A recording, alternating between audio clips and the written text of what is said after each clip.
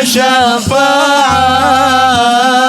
وهذا مطلبي يا نبي. بسم الله الرحمن الرحيم. السلام عليكم ورحمة الله وبركاته. إلى حضرة النبي المصطفى سيدنا محمد رسول الله صلى الله عليه وسلم وعلى آله وأصحابه وأزواجه وذريته وأحبابه الكرام وإلى حضرة مالك هذا الكتاب. الفاتحة. أعوذ بالله من الشيطان الرجيم. بسم الله الرحمن الرحيم. الحمد لله رب العالمين الرحمن الرحيم مالك يوم الدين. إياك نعبد وإياك نستعين. اهدنا الصراط المستقيم صراط الذين أنعمت عليهم غير المغضوب عليهم ولا الضالين. آمين. بسم الله الحمد لله والصلاة والسلام على رسول الله وعلى آله وصحبه ومن والاه ولا حول ولا قوة إلا بالله. أما بعد فقد قال الله تعالى في القرآن الكريم وهو أصدق القائلين: أعوذ بالله من الشيطان الرجيم وذكر فإن الذكرى تنفع المؤمنين. الآية. Para pengurus Masjid An-Nur yang saya hormati, para sesepuh, para tokoh yang saya hormati, para jemaah kaum muslimin rahimahumullah. Alhamdulillah wa syukurillah atas izin Allah kita bersama-sama dapat bertemu dan berkumpul dalam rangka melaksanakan pengajian rutin. Mudah-mudahan perkumpulan kita ini ada dalam ridha Allah, ada dalam rahmat Allah Subhanahu wa ta'ala. Tidak lupa salawat beserta salam mudah-mudahan dilimpahkan kepada junjungan alam yakni Habibana wa Nabiyana wa Maulana Muhammad sallallahu alaihi wasallam, juga kepada para keluarga, sahabat, juga pengikutnya yang setia selalu melaksanakan ajarannya sampai hari kiamat. Mari kita lanjutkan kajian akidah Islamiyah. Masih ngebahas sifat kalam. Sifat kalam. Sifat kalam. Kalam ya. Benar kan ya? Proses turunnya Al-Quran belum ya?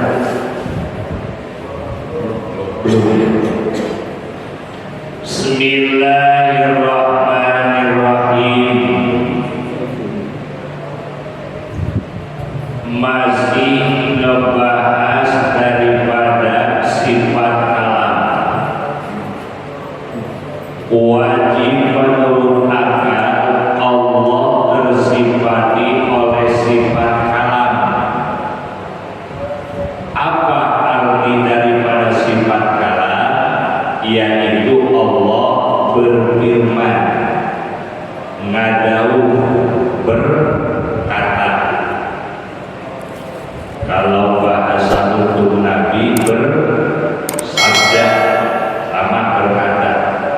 Kalau kita ngomong, berkata, berbicara. Nah, Allah tersifati oleh sifat kalam, artinya Allah itu berfirman. Sifat kalam sifatun qadimatun, sifat yang qadim. Tidak ada awal, tidak ada akhir. Qadimatun yang tetap kepada zat Allah. Nah, qadimatun bidzatihi, sifat kalam itu sifat yang tetap kepada zat Allah Subhanahu wa ta'ala. Allah berfirman, Allah berkata. Nah, Allah berkata laisa biharfin wa la sautin. sudah kita bahas. Lawan daripada sifat itu kalam al-bukmu. Apa itu bukmu? Jadi bukmu itu bisu wa huwa al-khamsu. Kalam artinya berfirman, lawan daripada kalam adalah al-bukmu, bakam. Bukmu itu artinya bisu. Nah, apa dalil daripada sifat kalam? Allah Subhanahu wa ta'ala berfirman dalam Al-Qur'an, wa dalilu ala dzalika, dalil daripada sifat kalam, wa kallamallahu Musa taklima. Wa kallama, dan telah berfirman siapa Allah, Gusti Allah, Musa kepada kanjeng Nabi Musa takliman, dengan berbicara kebenaran. Nah, itu dalil daripada sifat kalam. Di gunung Turisi dalam surat apa tuh? Wa turi sinina wa hadzal baladil amin. Wa tini wa zaitun wa turi sinin. Turisi, ya, di gunung Turisi. Jadi kanjeng Nabi Musa bermukalamah, dibukakan hijab oleh Allah sehingga mendengar kalam Allah yang qadim. Tuh di sini diterangkan Allah berfirman kepada kanjeng Nabi Musa takliman, dengan berbicara beneran. Naik azzalallah, Allah menghilangkan anhu kepada kanjeng Nabi Musa al-ijabah, kepada hijab, kepada penghalang. Wa asma'ahu al-kalam al-qadim, dan Allah memberikan dengar kepada kanjeng Nabi Musa al-kalam al-qadim, kepada kalam Allah yang qadim. Tsumma a'ada 'alaihi hijab, setelah dikasih dengar kemudian dikembalikan lagi hijabnya. Itu oleh Allah Subhanahu wa ta'ala. Jadi dalil daripada sifat kalam, wa kallamallahu Musa taklima, dalam surat An-Nisa ayat 64. Nah, ayat ini bukan berarti menunjukkan kalam Allah bersuara. Kalau sudah dibahas bahwa Allah tersifati oleh sifat kalam, artinya Allah itu berfirman. Firman-Nya Allah laisa biharfin wala sautin, tidak ada huruf, tidak ada suara.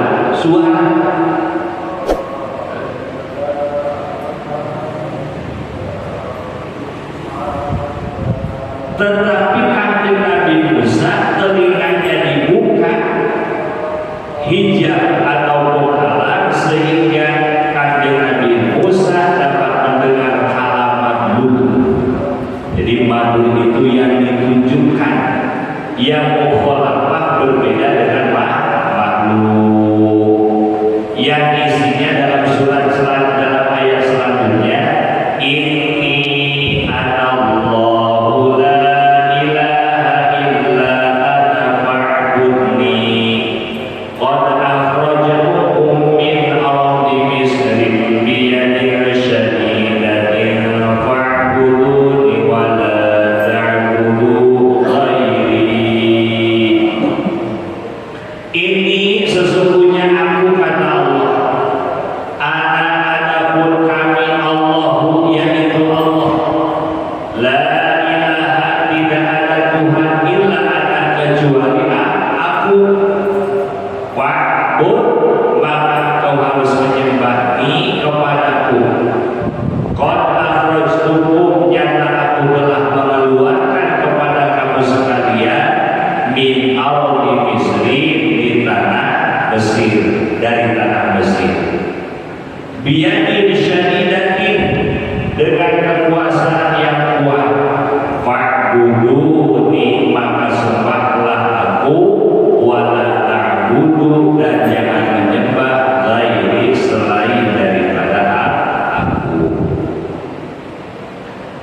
Nah, setelah kita mengetahui akan dalil daripada sifat kalam, bagaimana pandangan hukum syara terhadap sifat kalam? Pertama, hukum syara mewajibkan kepada seluruh kalam. Jadi wajibnya wajib ain, fardunya fardu ain. Mewajibkan kepada seluruh mukallaf berarti kepada kita, mau laki-laki ataupun perempuan, agar mengiktikadkan, meyakini bahwa Allah memiliki sifat kalam. Apa jaminannya bagi orang yang meyakini, mengimani, sah imannya dan akan mendapat pahala bagi orang yang mengiktikad. Jadi orang yang meyakini, mengiktikadkan dan meyakini bahwa Allah memiliki sifat kalam, maka imannya sah dan akan diberi pahala. Kemudian yang kedua, pandangan hukum syara terhadap sifat kalam, Allah dan Rasul membenarkan pendapat akal bahwa Allah mempunyai sifat kalam yang memberi petunjuk di dalam Al-Quran. Mana ya tadi ayatnya? Wa kallamallahu Musa taklima. Allah telah berfirman kepada kanjeng Nabi Musa. Ini menunjukkan dalil daripada sifat kalam dan Allah memiliki sifat kalam.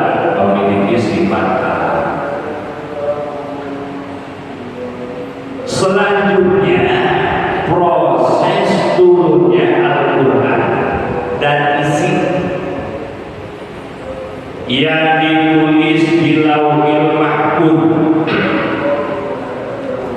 Mana? Apa yang dinamakan Lauhil Mahfuz?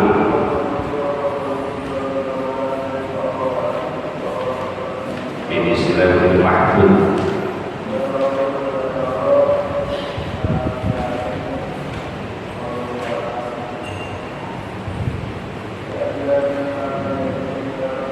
Lauhil Mahfuz itu adalah papan yang besar.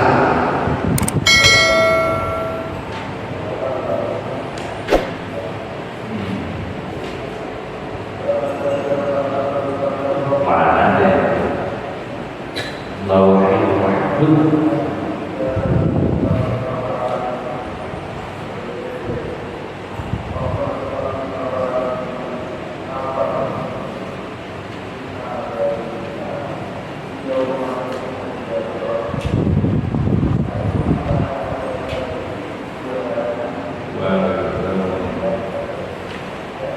Papan yang besar yang diciptakan oleh Allah Subhanahu wa Ta'ala.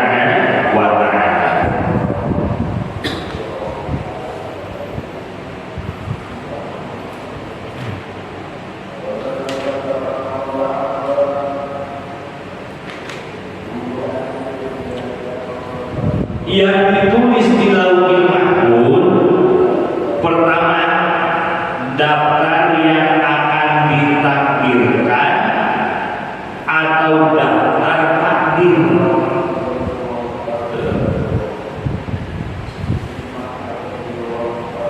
Kumpulnya kita di sini hari anu, jam anu, tadi sudah ada takdirnya, udah ada catatan.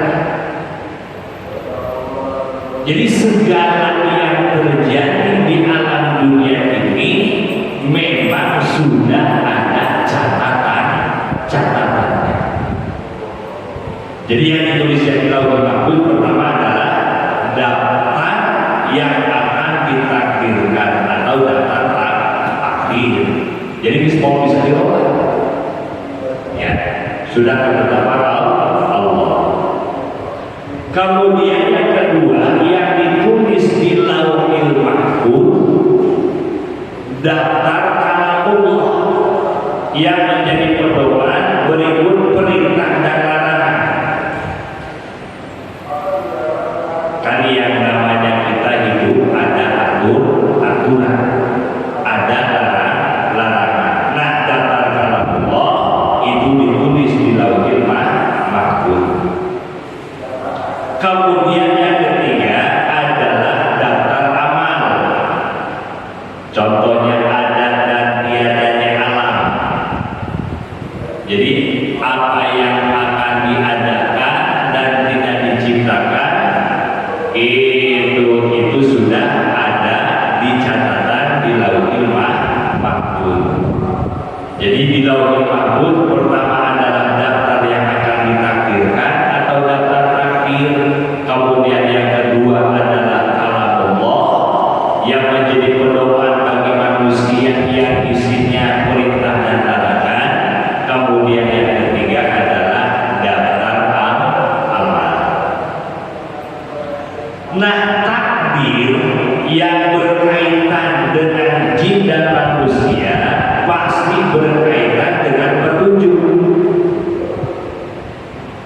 Apa isinya? Mengenai daripada perintah dan larangan, sehingga tidak ada takdir yang kosong daripada jalan untuk beribadah. Pokoknya mas, setiap yang kita lakukan supaya bernilai ibadah,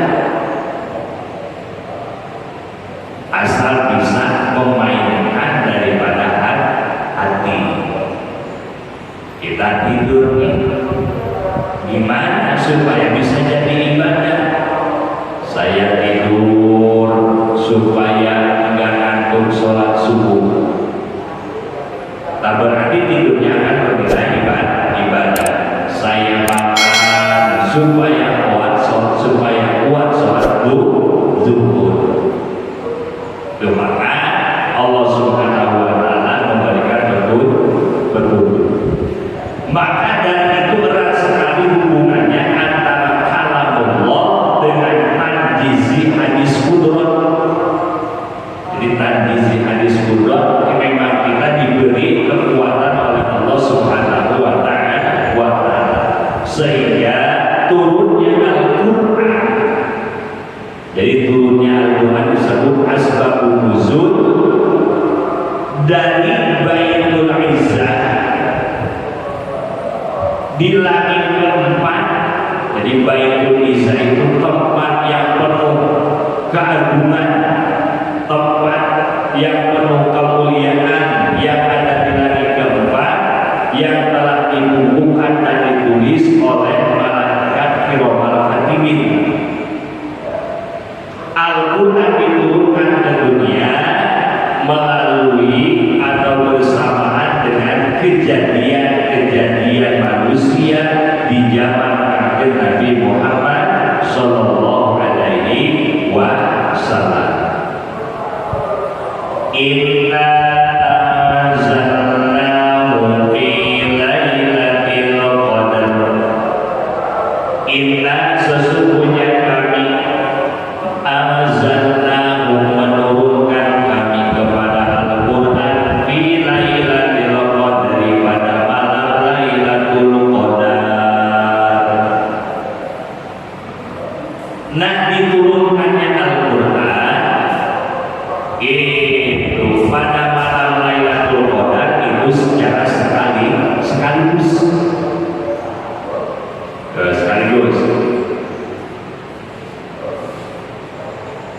Nah, turunnya Al-Quran yang pertama kali yang diturunkan kepada Nabi Muhammad SAW yang berangsur-angsur memakan waktu 23 tahun. Ayat yang pertamanya Iqra bismi rabbikal ladzi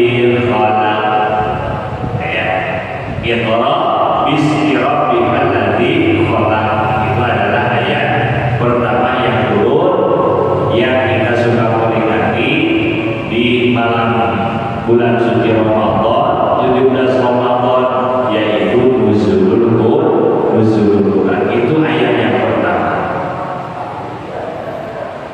Nah, karena disesuaikan dengan takdir agar menjadi pedoman sampai kepada hari kiamat. Jadi turunnya Al-Quran kepada kanjeng Nabi itu sesuai situasi dan kondisi. Kenapa begitu? Karena Al-Quran dijadikan oleh Allah sebagai pedoman bagi manusia. Sehingga tidak ada kejadian di zaman setelah kanjeng Nabi Muhammad yang tidak masuk ke dalam hukum Al-Quran. Jadi mau masalah apa?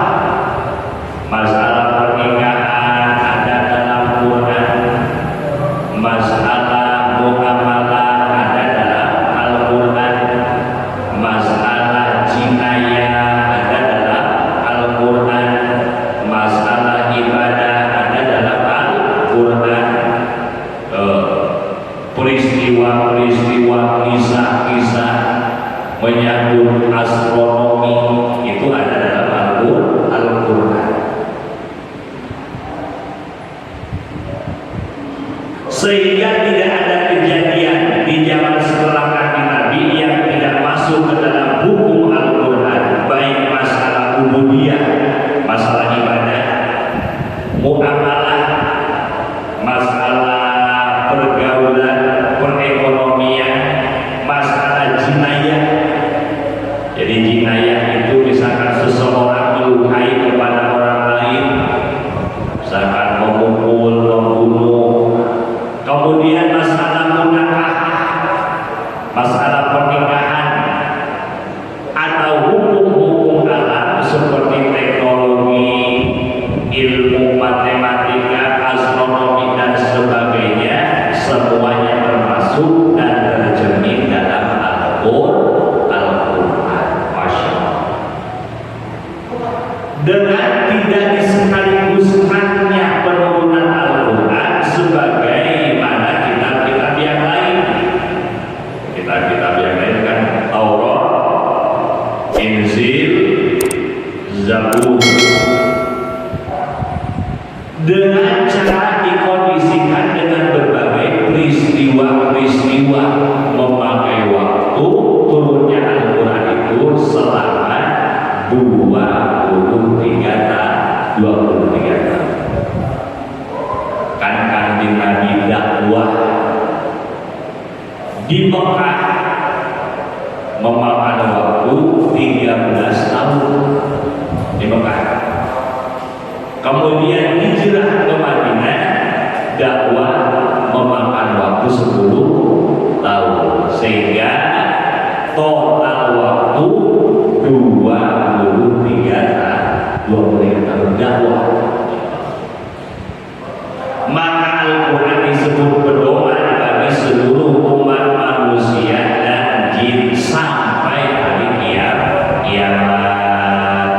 Raditu billahi robba wa bil islami dina wa bi Muhammadin nabiyya wa rasula wa bil Qur'ani imama wa bil Qur'ani imama. Raditu aku ridho billahi kepada Gusti Allah, Robban aku bertuhan. Aku ridho kepada Allah bertuhan. Wa bi Muhammadin nabiyya wa rasulan, dan aku ridho kepada kanjeng Nabi Muhammad ngenabi ngerasul. Wa bil Qur'ani imaman, dan aku ridho kepada Al-Quran imaman, dipakai imam, dijadikan imam, dijadikan pedoman. Nah, ayat Al-Quran yang pertama diturunkan sewaktu kanjeng Nabi di Gua Hira, jadi di Mekah, pada malam Jumat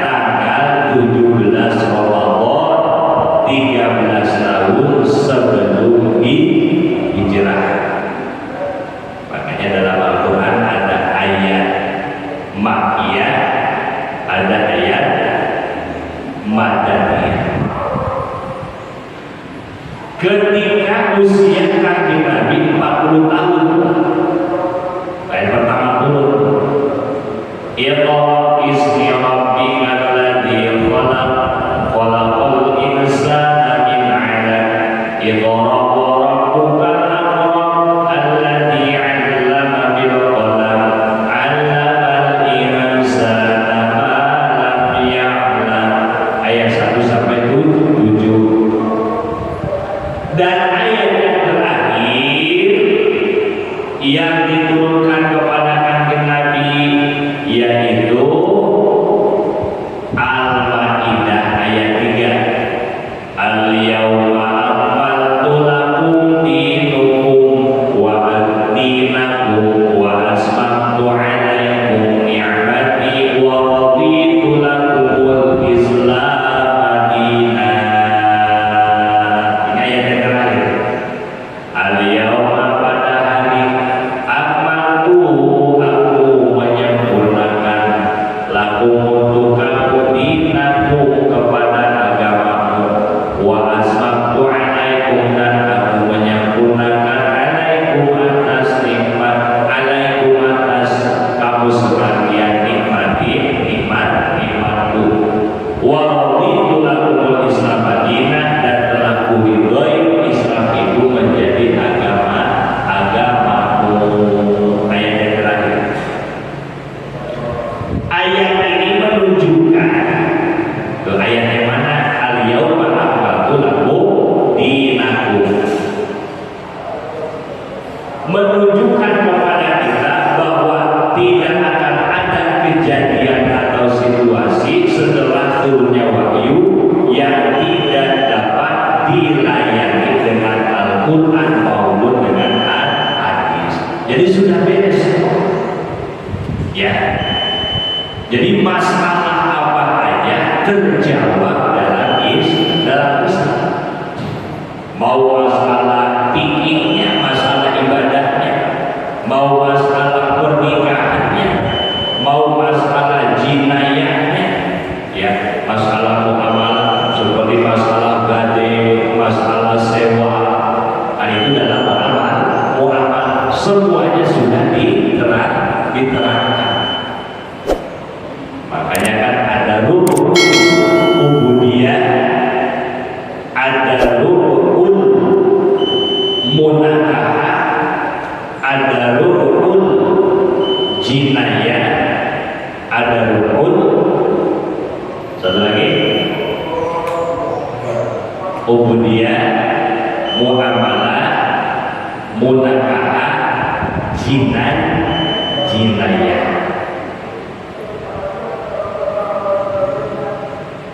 Jadi sudah terjawab semua dalam masalah agama.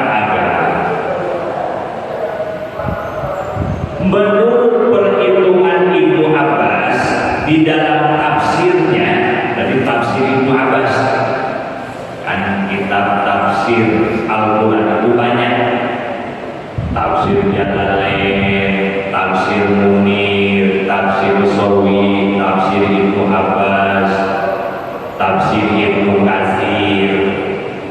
Nah, menurut perhitungan Ibnu Abbas dalam tafsirnya, isi Al-Quran itu pertama ada 1000 ayat yang isinya perintah. Aqimus shalah, dirikanlah sholat, wa atuz zakat, tunaikanlah zakat. Nah,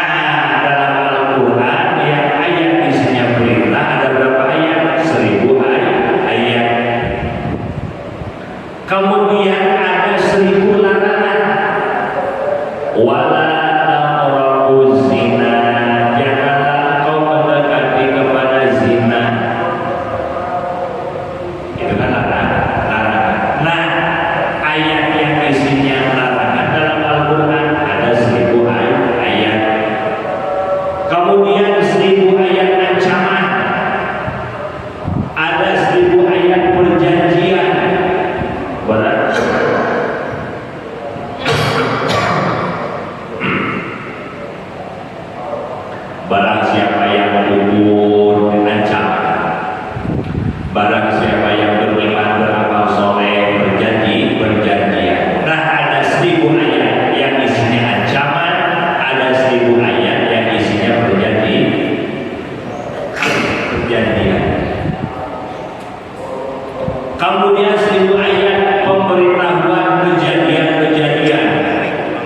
bagaimana proses kejadian manusia. Kemudian 1000 ayat kisah-kisah, kisah kanjeng Nabi Nuh, kisah kanjeng Nabi Ayub, kisah kanjeng Nabi Sulaiman, kisah kanjeng Nabi Yusuf. 1000 ayat. Kemudian 500 ayat penjelasan halal dan haram. Uhillah, dihalalkan atas kamu. Jadi yang menjelaskan halal dan haram isinya ada 500 ayat. Hurrimat alaikumul maitata wa dama wa lahmal khinzir. Hurrimat alaikumul maitata, diharapkan atas kamu bangkai. Jadi menjelaskan masalah haram-haram dan halal-halal isinya ada 500 ayat. Kemudian ada 100 ayat tentang nasah dan mansukh. Jadi ada yang disalin. Kemudian 66 ayat isinya zikir, doa, tahmid, tasbih dan istighfar. Rabbana zalamna anfusana wa illam taghfir lana wa tarhamna lanakunanna minal khasirin. La ilaha illa anta subhanaka inni kuntu minadh dhalimin. Rabbana hab lana min azwajina wa dhurriyyatina qurrata a'yun waj'alna lil muttaqina imama. Nah, ayat-ayat yang isinya zikir, isinya doa,